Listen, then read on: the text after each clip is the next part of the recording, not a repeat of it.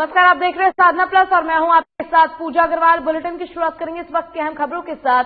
मुख्यमंत्री जयराम ठाकुर ने पत्रकारों से वार्ता की। इस दौरान उन्होंने कहा कि इस साल जून के अंत या जुलाई के शुरू में विधानसभा का विशेष सत्र होगा, जिसमें बतौर मुख्य अतिथि राष्ट्रपति रामनाथ कोविंद को बुलाया जाएगा। सीएम ने कहा कि ये विशेष सत्र हिमाचल प्रदेश के पूर्ण राज्यत्व दिवस की स्वर्ण जयंती के उपलक्ष्य पर होगा। इसे मानसून सत्र से पहले आयोजित किया जाना प्रस्तावित है। साथ ही मुख्यमंत्री ने कहा कि हिमाचल प्रदेश के पूर्ण राज्यत्व के स्वर्ण जयंती समारोह के उपलक्ष्य पर साल भर कुल 51 कार्यक्रम होंगे। इन्हीं में से ये विशेष सत्र भी होगा। साथ ही मुख्यमंत्री ने कहा कि शिमला में काउंसिल चैम्बर के ऐतिहासिक महत्व को देखते हुए ये भी कार्यक्रम यहां हो रहा है। और मुख्यमंत्री जयराम ठाकुर ने पत्रकारों से वार्ता की। इस दौरान उन्होंने कहा कि इस साल जून के अंत या जुलाई के शुरू में विधानसभा का विशेष सत्र होगा, जिसमें बतौर मुख्य अतिथि राष्ट्रपति रामनाथ कोविंद को बुलाया जाएगा। सीएम ने कहा कि ये विशेष सत्र हिमाचल प्रदेश के पूर्ण राज्यत्व दिवस की स्वर्ण जयंती के उपलक्ष्य पर होगा। इसे मानसून सत्र से पहले आयोजित किया जाना प्रस्तावित है। साथ ही मुख्यमंत्री ने कहा कि हिमाचल प्रदेश के पूर्ण राज्यत्व के स्वर्ण जयंती समारोह के उपलक्ष्य पर साल भर कुल 51 कार्यक्रम होंगे। इन्हीं में से ये विशेष सत्र भी होगा। साथ ही मुख्यमंत्री ने कहा कि शिमला में काउंसिल चैम्बर के ऐतिहासिक महत्व को देखते हुए ये कार्यक्रम हुआ है और उन्होंने ये सारी बातें मीडिया से बातचीत के दौरान कही है। और उन्होंने कहा है कि इस कार्यक्रम में मुख्य अतिथि के तौर पर राष्ट्रपति रामनाथ कोविंद को बुलाया जाएगा।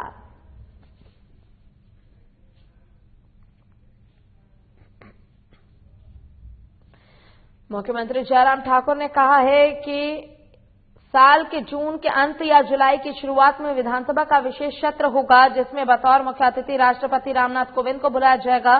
सीएम ने कहा कि ये विशेष सत्र हिमाचल प्रदेश के पूर्ण राज्यत्व दिवस की स्वर्ण जयंती के उपलक्ष्य में होगा। उन्हें मानसून सत्र से पहले आयोजित किया जाना प्रस्तावित है। साथ ही मुख्यमंत्री ने कहा कि हिमाचल प्रदेश के पूर्ण राज्यत्व के स्वर्ण जयंती समारोह के उपलक्ष्य पर साल भर कुल 51 कार्यक्रम होंगे। इन्हीं में से ये विशेष सत्र भी होगा। साथ ही मुख्यमंत्री ने कहा कि शिमला में काउंसिल चैम्बर के ऐतिहासिक महत्व को देखते हुए कार्यक्रम का आयोजन किया जाएगा। और मुख्यमंत्री जयराम ठाकुर ने सूबे के सैकड़ों प्रोजेक्ट्स को हरी झंडी मिलने के बाद सुप्रीम कोर्ट का शुक्रिया किया है। और आपको बता दें कि कोरोना काल में पटरी से उतरी अर्थव्यवस्था के बीच इन प्रोजेक्ट्स के लिए बजट के सवाल पर सीएम ने कहा है कि प्रदेश सरकार के पास पर्याप्त धन है, फिर भी कोई कमी आएगी तो केंद्र से बात की जाएगी। दरअसल सीएम मीडिया से बातचीत कर रहे थे। इस दौरान उन्होंने 605 परियोजनाओं को मंजूरी मिलने के बाद सीएम ने केंद्रीय विश्वविद्यालय परिसर निर्माण के लिए भी हरी झंडी मिलने की उम्मीद जताई है। उन्होंने कहा है कि सरकार सुप्रीम कोर्ट में अपना पक्ष सही तरीके से रखने में सफल रही है। सीएम ने कहा कि एससीए की 138 परियोजनाओं को मंजूरी मिली है। मुख्यमंत्री जयराम ठाकुर ने सूबे के सैकड़ों प्रोजेक्ट्स को हरी झंडी मिलने के बाद सुप्रीम कोर्ट का शुक्रिया किया है। कोरोना काल में पटरी से उतरी अर्थव्यवस्था के बीच इन प्रोजेक्ट्स के लिए बजट के सवाल पर सीएम ने कहा कि प्रदेश सरकार के पास पर्याप्त धन है, फिर भी कोई कमी आएगी तो केंद्र से बात की जाएगी। दरअसल सीएम मीडिया से बातचीत कर रहे थे। इस दौरान उन्होंने 605 परियोजनाओं को मंजूरी मिलने के बाद सीएम ने केंद्र विश्वविद्यालय परिसर निर्माण के लिए भी हरी झंडी मिलने की उम्मीद जताई है। उन्होंने कहा कि सरकार सुप्रीम कोर्ट में अपना पक्ष सही तरीके से रखने में सफल रही है। सीएम ने कहा कि एससीए की 138 परियोजनाओं को मंजूरी मिल गई है। और आपको बता दें कि जिस प्रकार से परियोजनाओं को मंजूरी मिली है सुप्रीम कोर्ट की तरफ से, इसको लेकर मुख्यमंत्री जयराम ठाकुर ने सुप्रीम कोर्ट का शुक्रिया अदा किया है। कोरोना काल में पटरी से उतरी अर्थव्यवस्था के बीच इन प्रोजेक्टों के लिए बजट के सवाल पर सीएम ने कहा कि प्रदेश सरकार के पास पर्याप्त धन है, फिर भी कोई कमी आएगी तो केंद्र से बात की जाएगी।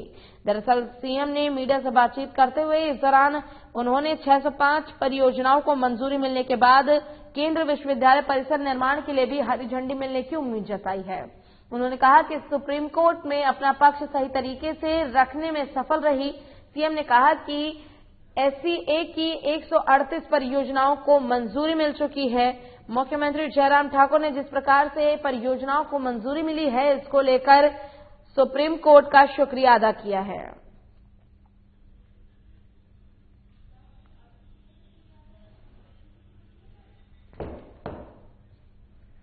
और धर्मशाला के शाहपुर बीजेपी मंडल की बैठक अध्यक्ष प्रीतम चौधरी की अध्यक्षता में लोक निर्माण विभाग के विश्राम गृह में संपन्न हुई।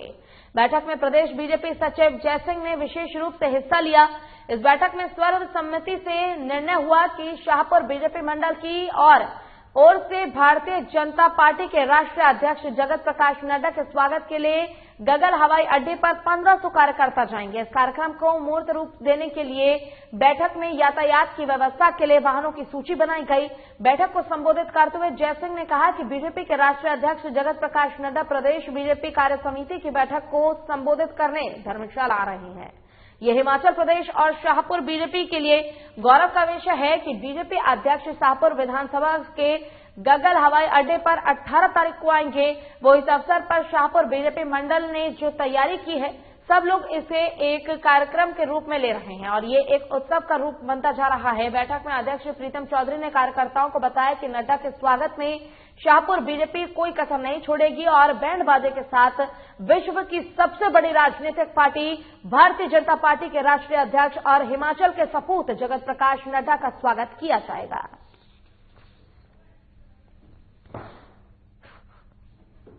धर्मशाला में 3 दिन तक बीजेपी 2022 में आपको बता दें कि जिस प्रकार से आने की बात कही गई है, मिशन रिपोर्ट के लिए महामंथन खुद बीजेपी के राष्ट्रीय अध्यक्ष जेपी नड्डा पहुंचेंगे। महामंथन में मुख्यमंत्री जयराम ठाकुर, केंद्र राज्य वित्त मंत्री अनुराग ठाकुर, पूर्व मुख्यमंत्री प्रेम कुमार धूमल सहित कई दिग्गज नेता पहुंचे। महामंथन में मिशन रिपोर्ट के साथ फतेहपुर विधानसभा क्षेत्र के उपचुनाव, प्रदेश के चारों नगर निगमों के चुनाव सहित कई मुद्दों को लेकर चर्चा की गई और आपको बता दें कि जेपी नड्डा के स्वागत के लिए काफी भारी संख्या में कार्यकर्ताओं की तैनाती की जाएगी और आपको ये भी बता दें कि 1500 के करीब बीजेपी के कार्यकर्ता जेपी नड्डा का स्वागत करेंगे।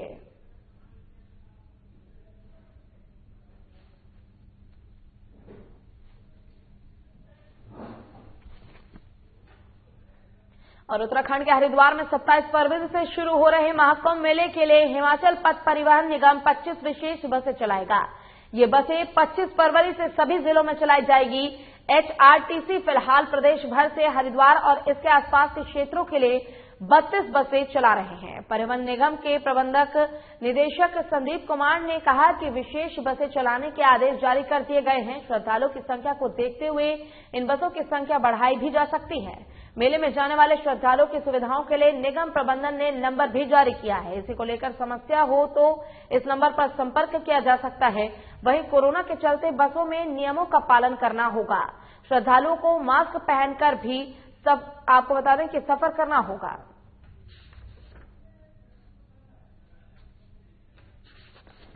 उत्तराखंड के हरिद्वार में 27 फरवरी से शुरू हो रहे महाकुंभ मेले के लिए हिमाचल पथ परिवहन निगम 25 विशेष बसें चलाएगा। ये बसें 25 फरवरी से सभी जिलों से चलाई जाएंगी। HRTC फिलहाल प्रदेश भर से हरिद्वार और इसके आसपास के क्षेत्रों के लिए 32 बसें चला रहा है। परिवहन निगम के प्रबंध निदेशक संदीप कुमार ने कहा कि विशेष बसें चलाने के आदेश जारी कर दिए गए हैं। श्रद्धालुओं की संख्या को देखते हुए इन बसों की संख्या बढ़ाई जा सकती है। मेले में जाने वाले श्रद्धालुओं की सुविधाओं के लिए निगम प्रबंधन ने नंबर भी जारी किया है। किसी को समस्या न हो इस नंबर पर संपर्क किया जा सकता है अगर किसी को किसी प्रकार की कोई परेशानी होती है तो। वहीं कोरोना के चलते बसों में नियमों का पालन करना होगा। श्रद्धालुओं को मास्क पहनकर ही सफर करना होगा। उत्तराखंड के हरिद्वार में 27 फरवरी से शुरू हो रहे महाकुंभ मेले के लिए हिमाचल पथ परिवहन निगम 25 विशेष बसें चलाएगा। ये बसें 25 फरवरी से सभी जिलों में चलाई जाएंगी। HRTC फिलहाल प्रदेश भर से हरिद्वार और इसके आसपास के क्षेत्रों के लिए 32 बसें चला रहे हैं। परिवहन निगम के प्रबंधक निदेशक संदीप कुमार ने कहा कि विशेष बसें चलाने के आदेश जारी कर दिए गए हैं। श्रद्धालुओं की संख्या को देखते हुए इन बसों की संख्या बढ़ाई जा सकती है। मेले में जाने वाले श्रद्धालुओं की सुविधाओं के लिए निगम प्रबंधन ने नंबर भी जारी किया है। हिमाचल प्रदेश में स्कूल खुल गए हैं। वहीं शिक्षा मंत्री गोविंद सिंह ठाकुर ने कहा कि निजी स्कूलों को मनमानी फीस नहीं वसूलने दी जाएगी। प्रदेश सरकार निजी शिक्षण संस्थानों नियामक एक्ट 1997 में संशोधन करने जा रही है। आगामी बजट सत्र में संशोधन के लिए प्रस्ताव विधानसभा में लाया जाएगा। सचिवालय में पत्रकारों के साथ औपचारिक बातचीत में शिक्षा मंत्री ने बताया कि एक्ट में संशोधन करने के लिए विभागीय अधिकारियों को निर्देश जारी हो चुके हैं। विधि विभाग से भी चर्चा जारी है। आपको बता दें कि वर्तमान एक्ट के तहत निजी स्कूलों की फीस तय करने को लेकर कोई भी प्रावधान नहीं है, जिसका फायदा उठाते हुए कई निजी स्कूल हर साल मनमाने तरीके से फीस में बढ़ोतरी कर रहे हैं। निजी स्कूलों पर सरकार का भी सीधा नियंत्रण नहीं होने के चलते बीते कई सालों से चली आ रही ये समस्या अब लगातार बढ़ती जा रही है। हिमाचल प्रदेश में स्कूल खुल गए हैं। वहीं शिक्षा मंत्री गोविंद सिंह ठाकुर ने कहा कि निजी स्कूलों को मनमानी फीस नहीं वसूलने दी जाएगी। अब प्रदेश सरकार निजी शिक्षण संस्थान नियामक एक्ट 1997 में संशोधन करने जा रही है। आपको बता दें कि आगामी बजट सत्र में संशोधन के लिए प्रस्ताव विधानसभा में लाया जाएगा। सचिवालय में पत्रकारों के साथ औपचारिक बातचीत में शिक्षा मंत्री ने बताया कि एक्ट में संशोधन करने के लिए विभागीय अधिकारियों को निर्देश जारी किए जा चुके हैं। विधि विभाग से भी चर्चा की जा रही है। आपको बता दें कि वर्तमान एक्ट के तहत निजी स्कूलों की फीस तय करने को लेकर कोई भी प्रावधान नहीं है, जिसका फायदा उठाते हुए निजी स्कूल हर साल मनमाने तरीके से फीस में बढ़ोतरी कर रहे हैं। हिमाचल प्रदेश के स्कूलों में करीब 11 महीने के बाद रौनक लौट आई है। हिमाचल में 75 से 90% के बीच विद्यार्थियों की उपस्थिति रही। 9वीं से 12वीं कक्षा के मुकाबले 5वीं से 8वीं कक्षा में अधिक विद्यार्थी स्कूल में आए। वहीं थर्मल स्क्रीनिंग के बाद ही विद्यार्थियों को और शिक्षकों को परिसर में प्रवेश दिया गया।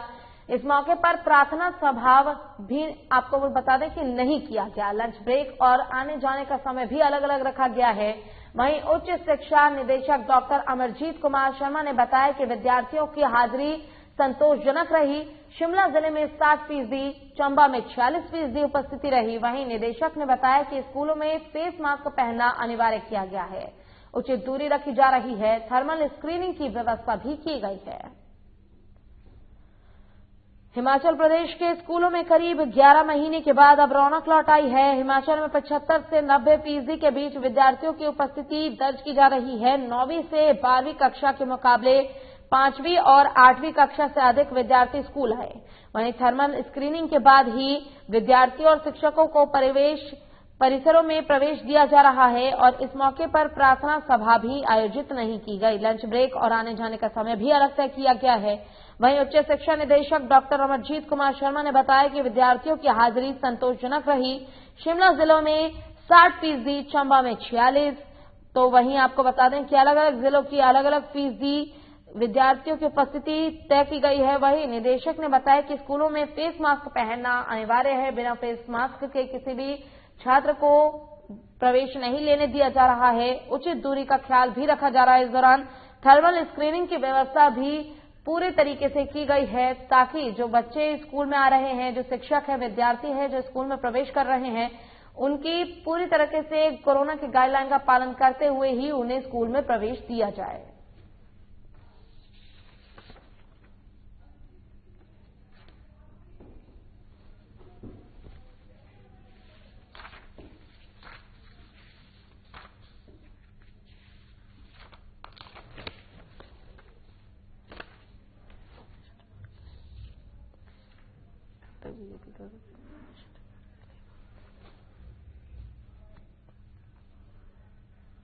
और आपको बता दें कि धर्मशाला में बीजेपी 2022 की मिशन रिपोर्ट के लिए लगातार बैठक कर रहा है और महामंथन करेगी। मिशन रिपोर्ट के लिए महामंथन करने खुद बीजेपी के राष्ट्रीय अध्यक्ष जेपी नड्डा पहुंचेंगे।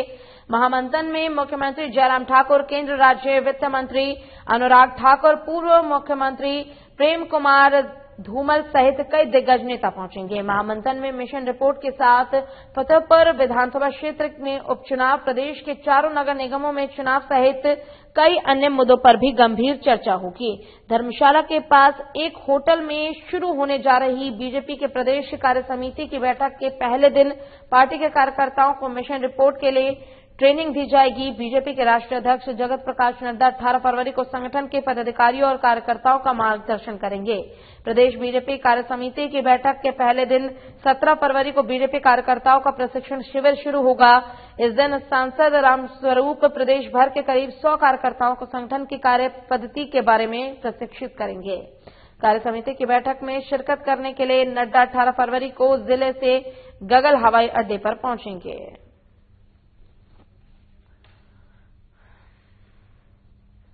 और 265 करोड़ के छात्रवृत्ति घोटाले में केंद्र जांच एजेंसी ने बड़ी कार्रवाई करते हुए आपको बता दें कि नाइलेट के नाम पर चल रहे 9 फर्जी शिक्षण संस्थानों के 3 निदेशकों को गिरफ्तार कर लिया है। सीबीआई ने निदेशकों के घरों समेत अन्य 5 ठिकानों पर दबिश देकर अहम दस्तावेज जब्त किए हैं। गिरफ्तार आरोपियों में शिक्षण संस्थाओं के निदेशक कृष्ण कुमार, राजदीप सिंह और बबीता राजटा शामिल हैं। आपको बता दें कि ये फर्जी संस्थान खोलकर के करीब 29 करोड़ की विभिन्न योजनाओं के तहत विद्यार्थियों को मिलने वाले छात्रवृत्ति हड़पती हैं और सीबीआई के सूत्रों के मुताबिक इन फर्जी शिक्षण संस्थानों में शिक्षा निदेशालय के तत्कालीन अधीक्षक अरविंद रास्ता की पत्नी 33% की हिस्सेदारी थी। सीबीआई ने आरोपी निदेशक कृष्ण कुमार और राजदीप सिंह के मोहाली स्थित घरों में दबिश दी है। 265 करोड़ के छात्रवृत्ति घोटाले में केंद्र जांच एजेंसी ने बड़ी कार्रवाई करते हुए नाइलेट के नाम पर चल रहे 9 फर्जी शिक्षण संस्थान के 3 निदेशकों को गिरफ्तार किया है। सीबीआई ने निदेशकों के घरों समेत अन्य 5 ठिकानों पर दबिश देकर अहम दस्तावेज जब्त किए हैं। गिरफ्तार आरोपियों में शिक्षण संस्थान के निदेशक कृष्ण कुमार, राजदीप सिंह और बबीता राजटा शामिल है। आपको बता दें कि ये फर्जी संस्थान खोलकर करीब 29 करोड़ की विभिन्न योजनाओं के तहत विद्यार्थियों को मिलने वाले छात्रवृत्ति हड़पती हैं और सीबीआई के सूत्रों के मुताबिक इन फर्जी शिक्षण संस्थान में शिक्षा निदेशालय के तत्कालीन अधीक्षक अरविंद राजटा की पत्नी 33% की हिस्सेदारी है। और हिमाचल में एकाएक मौसम बदलने से कुफरी, नारकंडा, रोहतांग और मनाली के ऊंचाई वाले क्षेत्रों में ताजा बर्फबारी हुई। राजधानी शिमला में भी दोपहर बाद हल्की बर्फबारी हुई। वहीं कुफरी और नारकंडा में बर्फ की चादर बिछ गई। 21 और 22 फरवरी को प्रदेश के उच्च पर्वतीय क्षेत्रों में बर्फबारी होने का पूर्वानुमान है। अन्य क्षेत्रों में 22 फरवरी तक मौसम साफ रहेगा। आपको बता दें कि मंगलवार दोपहर बाद मौसम का मिजाज बदलने से रोहतांग, दरेर सहित मनाली की ऊंची चोटियों पर बर्फबारी हुई। जिला मंडी के शिकारी देवी में भी ताजा बर्फबारी हुई। मंगलवार दोपहर करीब 3:30 बजे शिमला, कुफरी, नारकंडा में बर्फबारी शुरू हुई। शिमला में बर्फबारी के बाद बूंदाबांदी शुरू हुई। राजधानी शिमला में मंगलवार सुबह से ही हल्के बादल छाए रहे।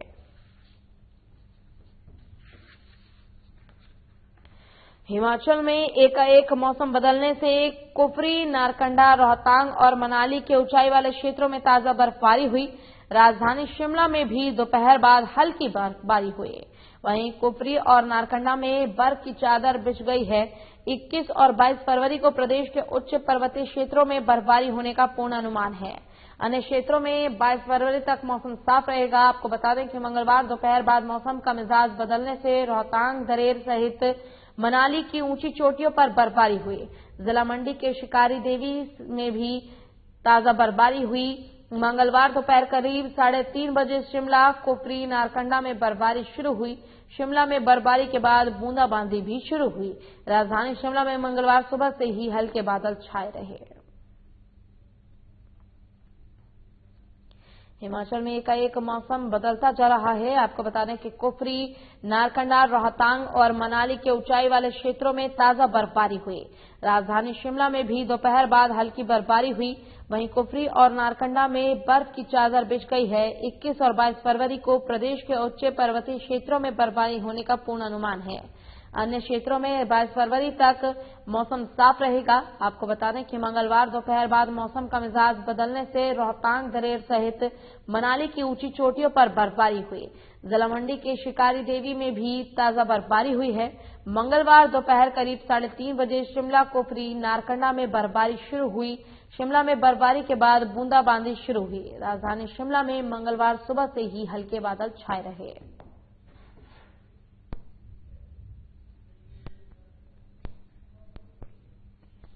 हिमाचल में एकाएक मौसम बदलता जा रहा है और आपको बता दें कि बर्फबारी भी बढ़ती जा रही है, जिसको लेकर बात करें कुफरी, नारकंडा, रोहतांग और मनाली की, तो यहां ऊंचाई वाले क्षेत्रों में ताजा बर्फबारी हो रही है। मौसम का मिजाज भी बदलता जा रहा है और ऐसे में लोगों को भी सतर्क किया गया है। आपको बता दें कि 21 और 22 फरवरी को प्रदेश के उच्च पर्वतीय क्षेत्रों में बर्फबारी होने का पूर्ण अनुमान लगाया गया है। वहीं 22 फरवरी तक मौसम साफ रहेगा कई क्षेत्रों में।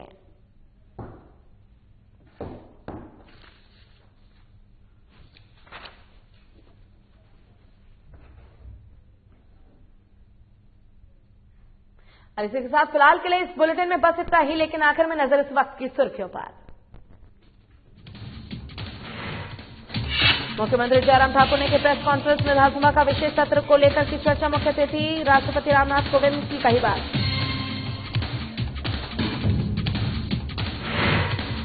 सुप्रीम कोर्ट ने करोड़ों के प्रोजेक्ट को दी मंजूरी। सीएम जयराम ठाकुर ने सुप्रीम कोर्ट का किया शुक्रिया। सीएम ने केंद्रीय विश्वविद्यालय परिसर निर्माण के लिए हरी झंडी मिलने की जताई उम्मीद।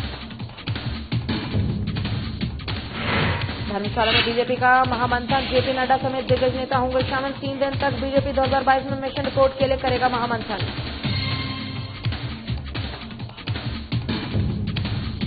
और हिमाचल प्रदेश में बदला मौसम का मिजाज। कुफरी और रोहतांग समेत ऊंची चोटियों में हुई बर्फबारी। शिमला में बर्फबारी के बाद बूंदाबांदी भी जारी।